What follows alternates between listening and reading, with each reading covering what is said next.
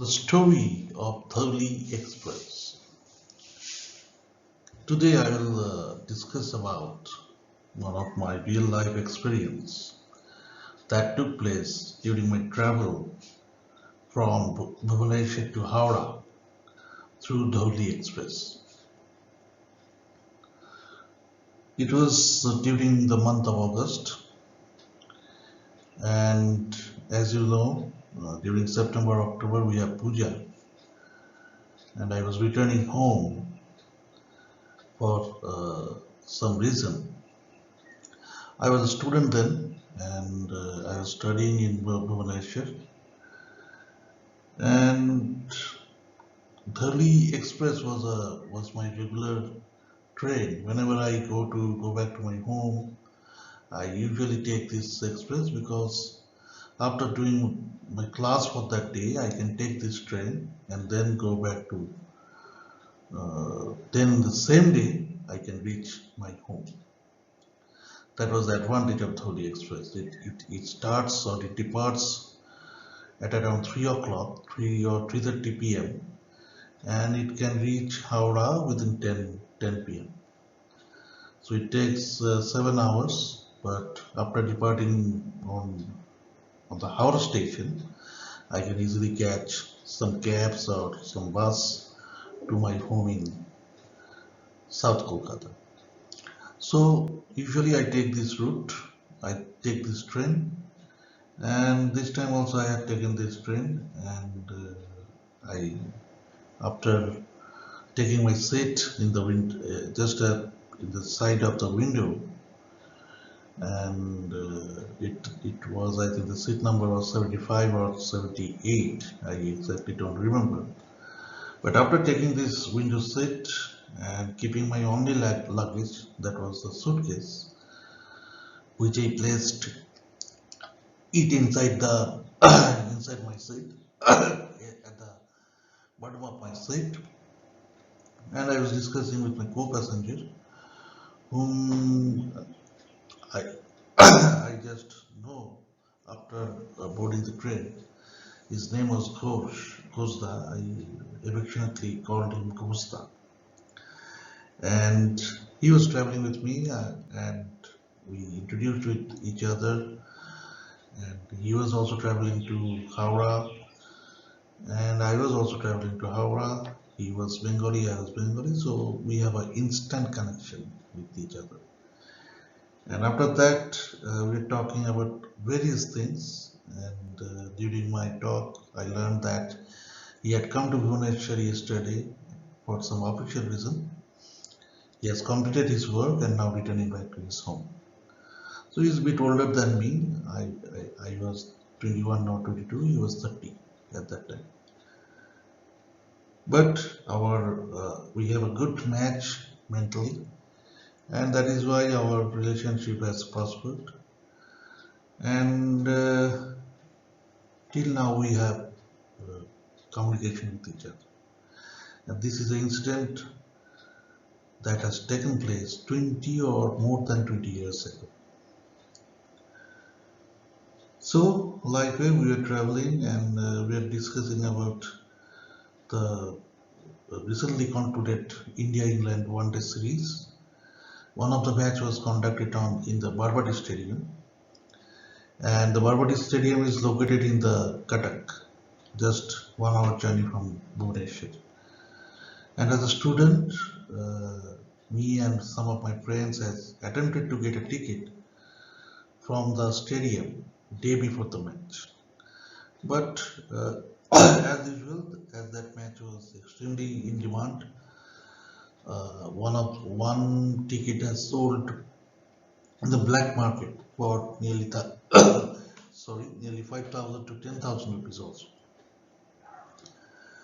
So we have failed to get any tickets, but we had visited Barbati Stadium. We go inside the Barbati Stadium and even worked on the cricket pitch that time, although inadvertently, because we are not, no outside public is allowed to enter in the pitch, cricket pitch. But at that time, fortunately for us, but unfortunately for the security guys, we go to the pitch and we were just going towards the players when we were stopped by the security guards. And then we had inquired, and somehow we escaped that by showing our ID card, college ID cards. So anyway, we have not got any tickets that day, but that day was also an experience that I will share later someday. So anyway, we are traveling and we are discussing. Ghosh was asking about the price of the tickets, how far it is from the Cuttack station, how far the Barbati Stadium is from the Cuttack station, and all those relevant questions. Then from that part, we have gone for many other topics, and we are discussing very uh, interestingly and very enjoy. We are enjoying each other's company. So anyway, we crossed. The train was full of passengers, jam packed. That I had said, because this was a very good commute for the daily passengers. Many people come from Balashur, Jaleshwar, Bhadrak, even Kharagpur. They took this train to for returning back to their home, because this train, the down journey of this train matches with the closing time of the office also. And also during the up journey, that means when the train comes from Howrah to Bhubaneswar, it departs at around 7:30 or 7 a.m. and it reaches Bhubaneswar within 1 p.m. So during that time, I think in and around 10 o'clock, it reaches Kharagpur. So those who have office in Kharagpur and stays in Kolkata or Howrah, they can easily take this train and reach their office within time, because generally office time starts from 10 or 11 a.m. And the people who have office in Bhadrak or Balashar or Jaleshwar, all these stations come one after another. First Bhadrak, then Jaleshwar, then Balasar. If we are going from Howrah to Bhubaneswar, so within I think 11, 12, within 10 to 12, all the stations come by, and easily anyone who want to reach his office from Kharagpur or from Howrah, he can easily take this train. And also same for the return journey, because this train starts at around 3 o'clock in the afternoon and reaches Howrah in 10 at night. And it reaches Balasore within I think 5 to 6 p.m. and it reaches Kharagpur within 8 to 9 p.m. So uh, this is also a very good commuter for the return journey uh, of the daily office goers, because generally in India office closes within 4 or 5 o'clock. So if we can catch this train from Balashur or Jaleshwar, you can easily reach Kharagpur within within say 8 to 9 p.m. So that's why this train is a very good commuter for all the office daily office goer of that area, that line from Kharagpur to Balashur or Bhubaneswar. Now we are talking with each other and then we are enjoying the journey.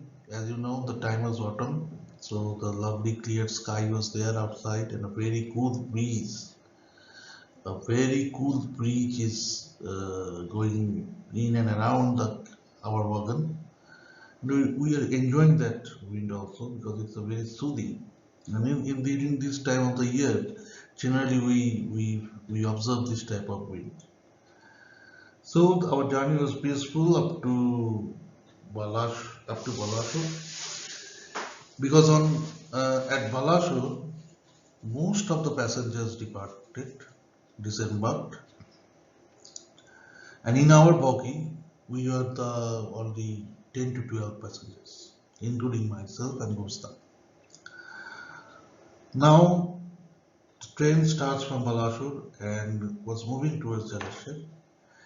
At that time, suddenly what happened is a large group of people come inside our bogie, and by observing their attire, I can understood that they are from some specific political party. I think they had attended some rally or like this, and now they have embarked on Dhali Express from Balashore, and might be they are going to Kharagpur or Howrah. I don't know. So they are disturbing. They are just behaving like hooligans. They are dancing. They are loudly talking with each other, disturbing other passengers. And the reason is most of them are has consumed alcohol. That is, most of them are drunk. And as you know, drunk person do not care about logic, do not care about ethics, do not care about socialism. So they are doing just acting like hooligans. I will not take the name of the political party, but it is, I think it is the duty of the political parties to educate, to train their cadres such that they know how to behave with public and how to behave during a public transport. So anyway, they were traveling like anything, and that is why myself and Ghosta was very disturbed. I was annoyed, I was irritated. So I stared at Ghosda and said that let us change this place, the sitting place, because as I know that Dholi is nearly more or less empty after Balashore. So we go for the next wagon, but alas, that wagon is also full of these members from the same party and they are behaving exactly same. So we go to the next wagon, there the situation is same. But fortunately that a TT, a middle-aged TT was there doing his job, but he was not checking the tickets of the party members because they do not have it. They are traveling without any tickets as usual. So I asked the TT that, hey, whether I can get some place to sit where these members and these party activists are not present. Okay, we can travel with passengers, but we cannot travel with hooligans. So that is why we asked the TT, and TT, the shy, he was also seemingly upset because he said that look, I am doing job in this line for the last 10 years, and I checked all the tickets, and if any passenger do not have any ticket, I punish them, I fine them. But except this type of passengers, whenever the members of the political party embarks on the train, travels, they are going without any ticket and they damn care about that. When I asked about ticket,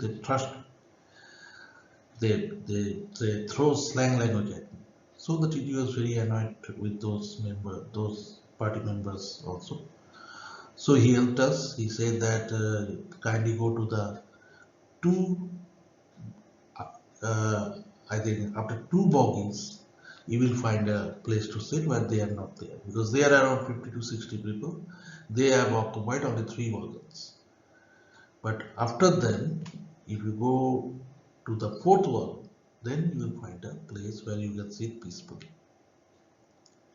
So the TT saying this, he rushes toward the previous bogie and we rushes towards the peaceful sitting place of the fourth bogie. So after reaching the fourth bogie, we take the exactly similar seats, window seats, and we sit in the exact same way that we are sitting earlier.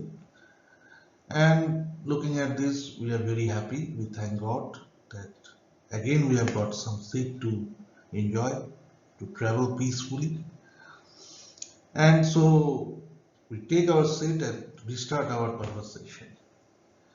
Now, meanwhile, what happened is the train was running very fast. I think with a speed of 100 kilometers per hour. And many of us will say that it is not a speed these days because Vande Bharat is there and all these latest trains are there, Tejas Express and all this. But at that time, 100 km/h is a super speed, and Dholi was attended, and that train is popular to attend such type of speed. So anyway, once we take our new seats, what we find is that after just few times, the train enters Kharagpur Junction. And when we take the new seats, it was Datan station. Datan station indicates that you have entered West Bengal.